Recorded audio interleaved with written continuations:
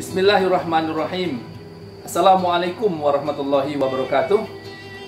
Bapak Ibu kaum muslimin yang dirahmati Allah, apa kabar semuanya? Semoga Allah merahmati kita semua ya.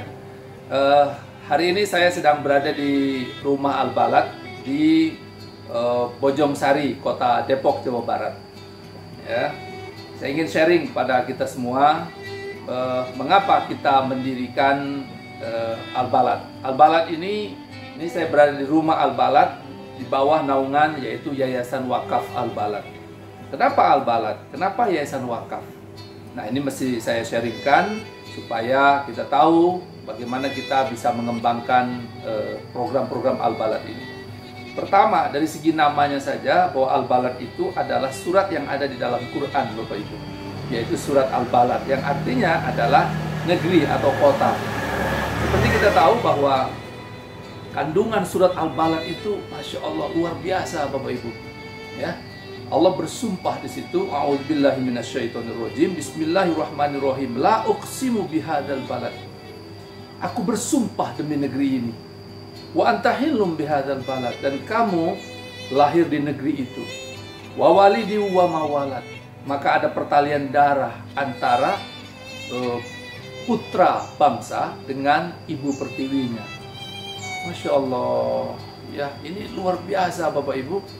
Kemudian Allah melanjutkan lagi ayatnya, ayasabu'an la yaqdiru alaihi ahad yaqulu ahlaktu malal lubada ayasabu'an lam yaruhu ahad alam naj'al lahu ainain wa lisana wa syafatain wa hadainahun najdain falaqtahamal aqabah wa ma adraka mal aqabah fakku raqabah au it'amun fi yaumin dhi masghobah yatiman dha makrobah au miskinan dha matrobah thumma kana minal ladzina amanu wa tawasaw bis sabri wa tawasaw bil marhamah ulaika ashabul maimanah wal ladzina kafaru bi ayatina hum ashabul mash'amah alaihim narum muqsadah.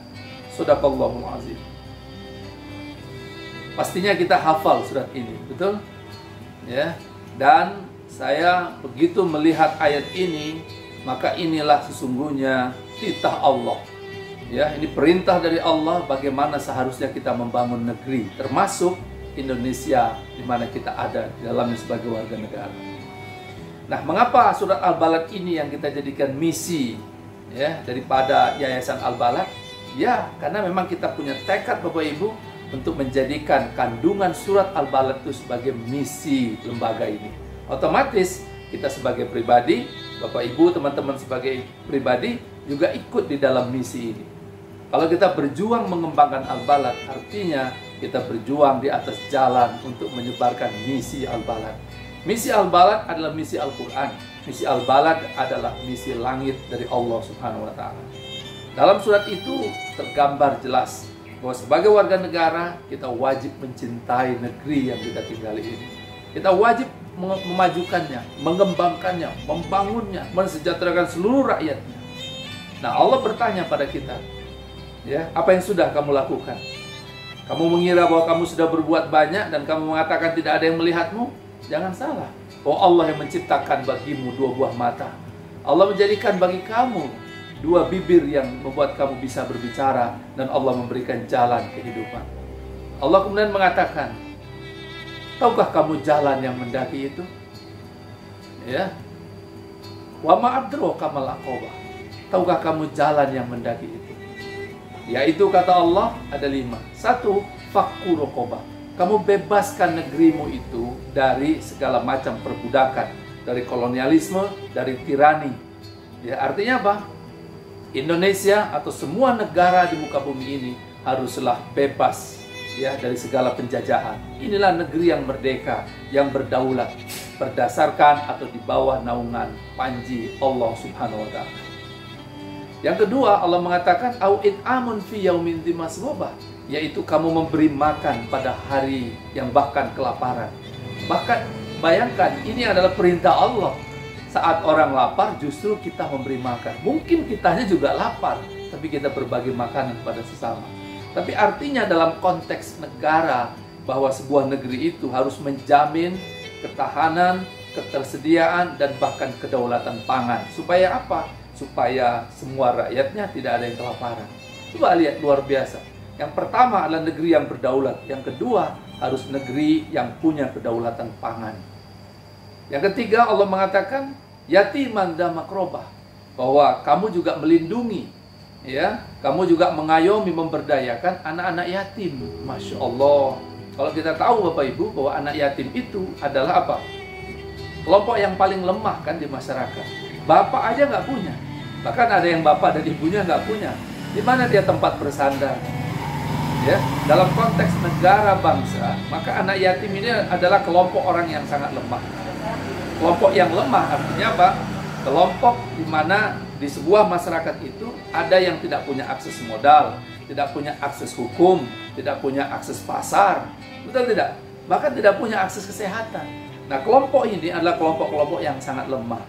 Nah, negara atau bangsa dia harus melindungi orang-orang yang lemah ini, Bapak Ibu.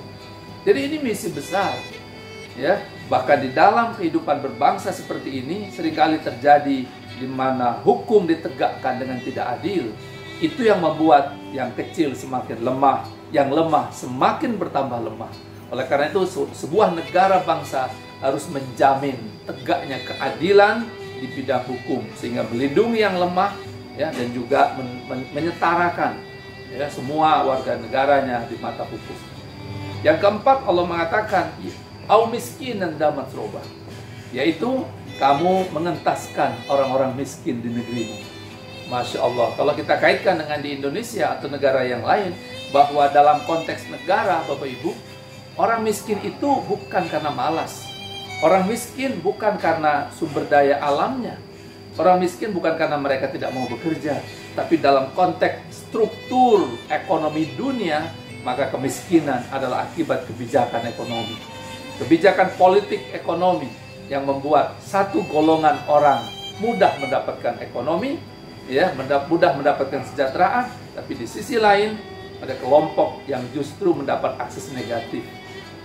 Oleh karena itu kemiskinan adalah sebuah struktur kebijakan yang membuat masyarakat itu kekayaannya semakin timpang. Oleh karena itu sebuah negara dan bangsa harus menjamin distribusi dan alokasi ekonomi secara adil, ya, sehingga tidak ada satu golongan yang terlalu kaya dan tidak ada golongan yang terlalu miskin. Ya, Allah mengatakan kaila yakuna dulatan bainal aghniya'i minkum. Harta itu jangan beredar di antara orang kaya saja di antara kamu. Apa artinya? Keadilan ekonomi harus tegak di sebuah negeri. Ya. Nah, yang kelima adalah summakana minal ladzina kafaru, ya, summakana minal ladzina kafaru. Ya, ayatnya Masya Allah, saya jadi lupa, astagfirullahaladzim, ya. Allah mengatakan mereka beriman. Summakana minal ladzina amanu wa tawassaw bis sabri wa tawassaw bil marhamah. Maaf, tadi saya lupa ayatnya. Allah mengatakan mereka orang-orang yang ada di negeri itu, mereka beriman tapi juga saling menyayangi satu dengan yang lain. Apa artinya? Dalam konteks membangun negara bangsa, bahwa harus ada persatuan di sana, harus ada persaudaraan di situ. Artinya semuanya saling mendukung, saling bahu-membahu. Maka dalam konteks negara ini adalah pemberdayaan masyarakat secara keseluruhan. Ini pendidikan di dalamnya. Ini menciptakan kader-kader bangsa secara berkualitas.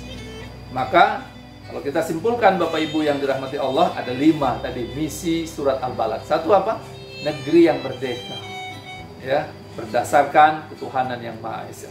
Yang kedua adalah menjamin ketahanan dan kedaulatan pangan. Sedangkan ketiga adalah menjamin tegaknya hukum yang adil. Yang keempat adalah pemerataan, kesejahteraan atau keadilan ekonomi yang merata bagi seluruh rakyat. Yang kelima adalah kualitas SDM. Masya Allah, coba lihat, luar biasa nggak? Ya, inilah kandungan surat Al-Balad. Maka dalam konteks kita hari ini membangun Yayasan Wakaf Al-Balad, inilah menjadi misi saya, misi Bapak, misi kita semuanya untuk menegakkan, yaitu negeri yang baldatun, thayyibatun, warabbun ghafur. Negeri yang aman, tentram dalam ampunan Allah, tapi juga sejahtera. Bagaimana cara mencapainya? Adalah jalan Aqobah, yaitu jalan yang mendaki Berat Pak mendaki, ya itulah jalan membangun negara dan bangsa.